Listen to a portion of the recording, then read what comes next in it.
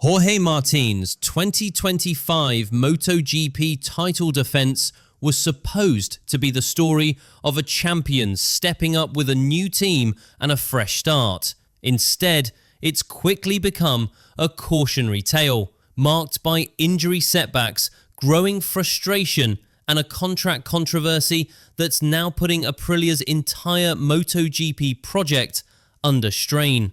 And now, even Aprilia is starting to acknowledge what Martin had warned them about from the beginning. The RSGP isn't living up to expectations. This situation has moved far beyond a simple transfer saga. It's become a pivotal moment in Martin's career, a critical test for Aprilia's long-term goals, and possibly a turning point for Honda's future. Since Qatar, Martin hasn't raced a single round. In his absence, Marco Bezzecchi has stepped up as Aprilia's lead rider, while Lorenzo Savadori has filled in, with limited results. Just recently, Martin made an important move towards his return. In Barcelona, he got back on two wheels for the first time since his injury, riding an RSV4 superbike. Back to the bike after 3 months, he posted on Instagram. While his message sounded positive, the medical update told a different story.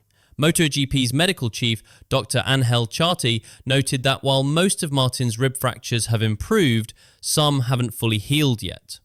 He's confirmed to miss the upcoming German GP, but all attention now turns to Brno, scheduled from July 18th to 20th as the possible comeback round. Aprilia team manager Massimo Rivola is cautiously hopeful. Having one race before the break would be good, so mentally, physically, he gets rhythm, then can push, he explained. While Martin focuses on recovery, there's just as much chaos off the track. During the Dutch GP, his manager Albert Valera stirred up headlines by publicly claiming that Jorge Martin is free for 2026. Aprilia shot that down immediately, firmly stating that Martin is still under contract. What followed was a rare and blunt comment from Aprilia CEO Massimo Rivola. For sure, it's not a comfortable situation. For sure, we got him for good reasons, and I think he chose us for performance reasons. He went on to say, in the past, we saw riders unhappy about the company or the boss that fought for the world title for many years. That remark was a clear reference to past MotoGP dramas and a not-so-subtle reminder of how fragile these relationships can be. Jorge Lorenzo clinched the 2015 championship with Yamaha despite internal tension. Valentino Rossi claimed the 2003 title with Honda, even while feeling like an outsider. But when Massimo Rivola referenced those moments, it didn't come across as inspiring. It felt more like damage control. Aprilia insists things with Jorge Martin can still be fixed, but Lorenzo doesn't share that optimism. Speaking on the Giro Vita podcast, the 5-time world champion warned that Aprilia risks holding on to a rider who doesn't feel comfortable within the team. He'll perform well, so the next contract looks good, but the atmosphere won't be healthy, Lorenzo said. His advice? Aprilia needs to create a positive environment for Martin right now, not later. Otherwise, he cautions, there may be no future for the partnership. What's striking is just how quickly things have unraveled. Martin hasn't even completed a full race for Aprilia yet, and the tension is already mutual. His repeated absence from paddock events, especially high-profile rounds in Italy and the Netherlands close to home, has only fueled speculation. Aprilia, however, believes they've got the legal edge. Their case is that Martin's exit clause, based on championship standings, doesn't apply because his injury kept him from scoring any points. They're confident that a court would reject the clause Martin's legal team is trying to use to break the 2026 agreement. Adding even more pressure, Dorna CEO Carmelo Ezpeleta has made it clear Martin can't sign with another team until the situation with Aprilia is officially resolved. That leaves two paths: win in court or pay a hefty fee. If Martin decides to walk, it won't come cheap. Rumours suggest Aprilia is demanding a massive compensation sum. One theory even suggests Honda could cover the cost, but subtract it from Martin's salary, making an exit potentially more expensive than staying. Ironically, Aprilia's recent on-track success is now being used to challenge Martin's case. Bezzecchi just delivered a double podium at Assen and won earlier at Silverstone. Meanwhile, Martin hasn't raced since April due to injury. From Aprilia's point of view, they've held up their end. So, what's the problem? This is where it gets technical and revealing. After months of avoiding the topic, Aprilia boss Massimo Rivola finally admitted what Martin had reportedly raised early on. The RSGP has had a flaw since the beginning of the season. Compared to what riders were used to, the bike is more demanding. It's a bit more physical, Rivola said. At Assen, it's a bit more aggressive. That makes it harder to reach 100% and repeat performance. As a result, the team is now working to make the bike smoother and easier to handle. Leading that change, Fabiano Sterlacini, the former Ducati figure who came over from KTM this year. Rivola credited him and his team for steering development in a better direction. And according to Aprilia, they believe they're finally on the right path. This is exactly what many insiders say Jorge Martin has been struggling with. The RSGP might be quick, but it's also brutal to manage over a full race distance. We saw signs of it back at the Qatar GP. Martin looked uncomfortable even before the crash happened. He had warned Aprilia early on, and now the team is publicly acknowledging that the bike needs serious changes at a core level. Considering Aprilia's clear advantage over Honda in 2025, a lot of fans are scratching their heads. Why is Martin so determined to leave? At Assen, Aprilia's top finisher Bezzecchi took second place. Honda's best, 12th. And yet Martin seems laser focused on becoming part of the RC213V rebuild. According to those close to the situation, this isn't just about raw pace.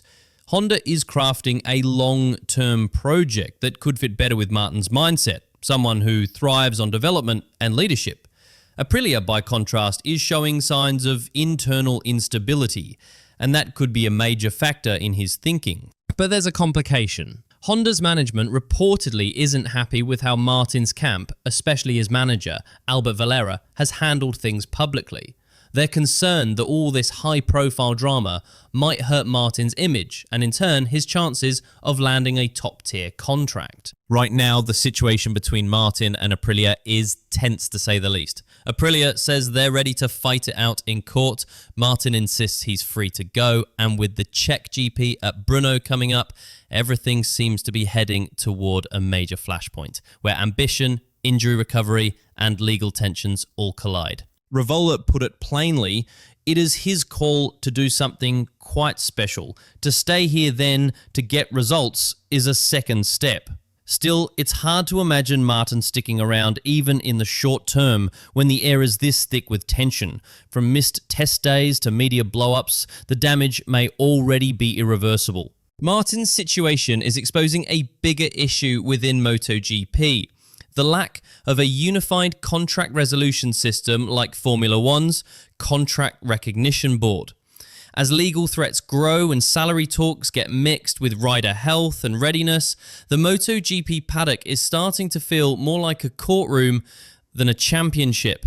Whether Martin makes his comeback in Brno or Austria, one question remains. Has this story already reached its conclusion? Because even if he lines up again in Aprilia's black and red, it's looking more and more like his heart and his future are somewhere else. It's rare for just two riders to define an entire era in a sport, but that's exactly what happened in MotoGP with Marc Marquez and Valentino Rossi. These two didn't just dominate the championship, they split fan loyalties, rewrote reputations, and completely changed how people see rivalries in modern racing. And now, in 2025, that old debate is back in the spotlight. Marquez is chasing more records while Rossi remains the ultimate icon. But their falling out may have left a permanent mark on the soul of the sport. To really get it, you have to look past the races and focus on the relationships, the respect that was lost, and the legacies both riders were fighting to protect. After a dominant showing at Brno, Marquez was asked who would make up his dream MotoGP grid.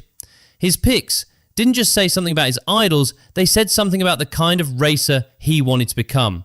He named Dani Pedrosa, Jorge Lorenzo, Valentino Rossi, Casey Stoner, Mick Doohan, and himself. 6 legends, all totally unique, and only one of them ever actually beat Marquez to a title. Let's start with the one he's always said had the biggest influence on him, Dani Pedrosa. From 2013 to 2018, they were teammates at Honda. Pedrosa, known for his speed and precise riding, never managed to win a Premier Class World Championship, but Marquez has never held back in praising how much he learned from him. As he told DAZN, quote, "I learned a lot from Dani Pedrosa. He's the one I learned the most from about how to ride a MotoGP bike, what you need to do to go fast. I tried to ride like him, but with more strength and a bit more aggression." That contrast, Pedrosa's finesse versus Marquez's brute force, helped shape the style that came to define Marquez's career. And it's also what made his rivalries so explosive. When it comes to actual titles, only Jorge Lorenzo's beaten Marquez in a season where both were strong contenders. In 2013, Lorenzo pushed Marquez all the way to the final round in Valencia, but the rookie edged him out. In 2014, Marquez dominated. But 2015 was different. That year, Marquez struggled with an unpredictable Honda and made several costly mistakes. Meanwhile, Lorenzo and Rossi were locked in a title fight, and Lorenzo ended up taking the crown. That remains the only full season where Marquez was consistently fast and still lost the championship. Lorenzo never lost his sharpness, but it was their shared dislike for Rossi that twisted the 2015 title race into something far more intense and dragged Marquez into one of the most dramatic rivalries the sport has seen since the days of Biaggi. Funny thing is, it all started so innocently. As a kid, Marc Marquez had posters of Valentino Rossi on his bedroom walls.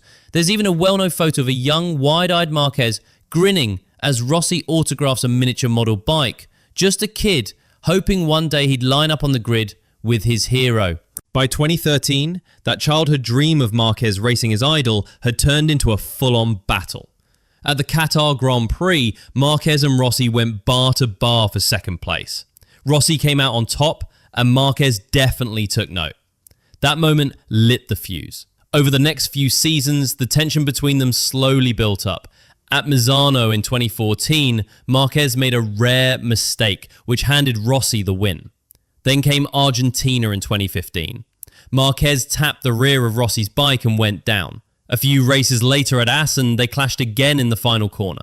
Rossi ended up riding through the gravel, but still crossed the line first. These moments weren't just random incidents. They were signs of what was coming. It all led to the infamous showdown at Sepang. Rossi was chasing his 10th world title, a historic milestone. Marquez, however, wasn't in the title picture. He'd already dropped too many points earlier in the season. Rossi began to suspect that Marquez was deliberately helping Lorenzo by messing with his races. In Australia, Marquez actually beat Lorenzo, which made things even more confusing, but everything came to a head in Malaysia. During a heated early battle in Sepang, Rossi and Marquez went side by side into turn 14. Rossi ran wide, they made contact, and Marquez went down. What followed was total chaos. Rossi got slapped with a penalty that forced him to start from the back of the grid at the final round in Valencia. Lorenzo had a clean run to the title, and Rossi lost his chance at number 10. But maybe worse than losing the championship, he also lost whatever trust he had in Marquez. That moment changed the tone of MotoGP. Fast forward to 2018 in Argentina. Marquez's bike stalled on the grid. He restarted it the wrong way and got a penalty for it. Then, as he tried to fight back through the field, things got out of hand. He hit Aleix Espargaro and eventually found himself behind Rossi again. In the second to last corner, Marquez went for a hard move, too hard, and Rossi crashed. The aftermath? Absolute firestorm. "This is a very bad situation," Rossi said, "because he destroyed our sport. He doesn't respect anyone, never has." He went on to accuse Marquez of intentionally messing with other riders, Viñales, Dovizioso, and himself. And today he went straight into 4 riders, Rossi added. He does this on purpose. Marquez defended himself, saying, "I've never intentionally gone after a rider hoping they'd crash. What happened with Valentino was just a mistake. I locked the front. It was the track, not a plan." Intentional or not, the damage was done. Marquez even tried to go to the Yamaha garage afterward to apologize. They told him to leave. And later that year at Misano, in front of the press, Marquez offered a handshake. Rossi refused. From there, their rivalry just went cold. Even with all the drama between them, Marquez and Rossi were rarely on equal footing when it came to chasing titles. They never went head-to-head for a championship in the same season. But when it came to individual races, Rossi definitely held his own. He outdueled Marquez fair and square in several key battles. Qatar 2013, Misano 2014, Argentina 2015, Assen 2015, and Catalonia 2016. These weren't lucky breaks. They were sharp, strategic wins from a rider who'd been racing since Marquez was still in diapers. Still, the numbers are shifting. After his win at Brno in 2025, Marquez now sits at 70 Premier Class victories, just 19 short of Rossi's all-time record. And while Rossi still holds the edge in MotoGP titles with 7, Marquez is chasing his own 7th this season with 10 races still to go. If he pulls it off, the debate over who's the greatest of all time will get even hotter. Marquez also included Casey Stoner and Mick Doohan in his dream lineup, 2 riders who dominated in their eras. Stoner in particular could have changed the entire course of Marquez's career. Back in 2013, Honda actually thought about keeping Stoner and pairing Marquez with him. According to former Honda boss Livio Supo, the original plan was Casey and Mark, and we'd figure out what to do with Danny. But it never happened. Stoner walked away in 2012, frustrated with the politics in the sport, even after winning 2 world titles and racking up 38 wins. A Marquez-Stoner rivalry in the same team garage? Easily one of MotoGP's biggest what-ifs. Then there's Doohan. His 5 straight titles with Honda in the 90s set a standard that Marquez still hasn't topped. Injuries eventually ended both of their dominant runs, but in different ways. And even after stepping away from racing, both continued to influence the sport, either directly or through their legacy. What really sets the Marquez-Rossi feud apart from every other MotoGP rivalry is how deeply it cut into the culture of the sport. It wasn't just about battles on track or points on the board. It came down to clashing philosophies. Old-school racing values versus the new guard's aggressive style. Personality versus precision. Loyalty versus pure drive. Marquez started out idolizing Rossi, but once their ambitions clashed, something had to break. What broke was the innocence MotoGP once had. Since that infamous fallout in 2015, the divide among fans has never really healed. Even now, in 2025, crowds still boo when Marquez takes the win. Every milestone Marquez hits still feels like it happens under Rossi's shadow. MotoGP gained one of its fiercest rivalries through them, but somewhere along the way it lost the lightheartedness that used to define the sport.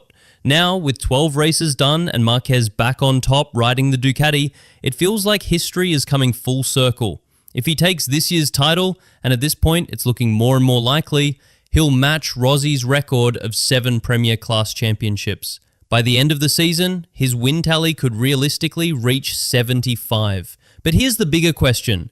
Does surpassing Rossi's stats mean Marquez has surpassed his legacy? Even Marquez seems unsure about that. In every interview, he still talks about Rossi with respect, calling him one of the greatest. He never claims to be the best himself. Still, the numbers are stacking up in his favor. The truth is, Marquez and Rossi weren't supposed to end up as rivals. Their story had the makings of something poetic. Young fan rises up, challenges his hero, and the torch gets passed. But racing doesn't always follow the fairy tale. Instead of building each other up, their rivalry tore through friendships, split the fan base, and completely changed what it means to chase greatness. Even though Rossi's no longer on the grid, the impact of their clashes still lingers over everything Marquez does. Some rivalries end when the race is over, but theirs, it changed the game entirely.